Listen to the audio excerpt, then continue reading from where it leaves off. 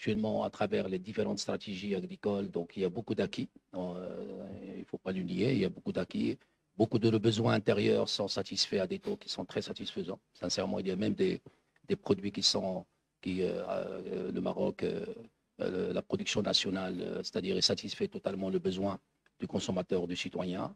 Il reste un petit peu, c'est les céréales. Effectivement, la céréaliculture, c'est une filière ou c'est une spéculation et qui est majoritairement il est au niveau du pluvial. Donc, comme il a été cité par Monsieur le secrétaire général du ministère de l'Agriculture, donc actuellement, on a pu emblaver uniquement 3,6 sur 4 ou bien 4,5. Donc, et la plupart d'ailleurs, le concentré de la production actuelle céréalière était au niveau de 3 régions qui sont vraiment du beau favorable. C'est le nord, dont tu vois le petit je pense, c'est la basse à l'Eqnitra et Fas Meknes. Le khubz, dans notre culture, donc c'est culturel pour nous en tant que Marocains. Et on consomme beaucoup, donc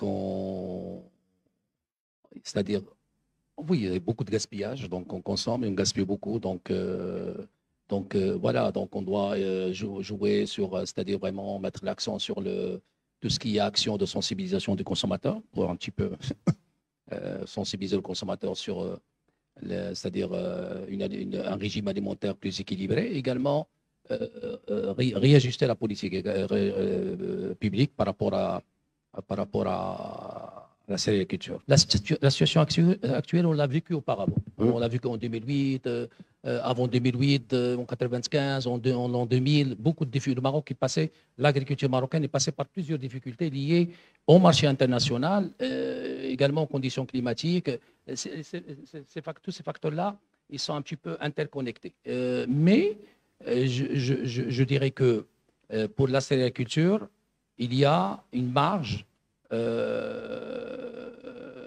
de manœuvre de l'agriculteur, donc du secteur privé et du public, tout d'abord pour améliorer la productivité dans une dimension durable. Ça, c'est sûr. Parce que quand on parle de la zone irriguée, le rendement moyen, je me répète, ne correspond pas, c'est-à-dire vraiment, il n'est pas en phase avec nos aspirations.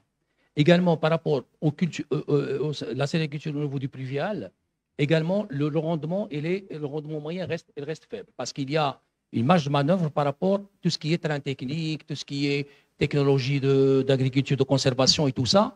Il est déjà, c'est-à-dire vraiment mis en avant par le plan Maroc Vert, sera renforcé par la génération Green.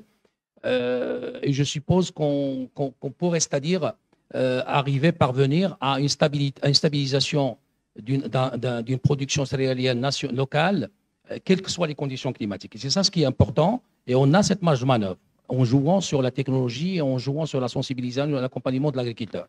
Pour les céréales, on peut, c'est-à-dire vraiment améliorer le rendement au niveau des bourgs favorables. Je ne parle pas du bourg un petit peu défavorable, mais du bourg favorable, on peut améliorer encore le rendement.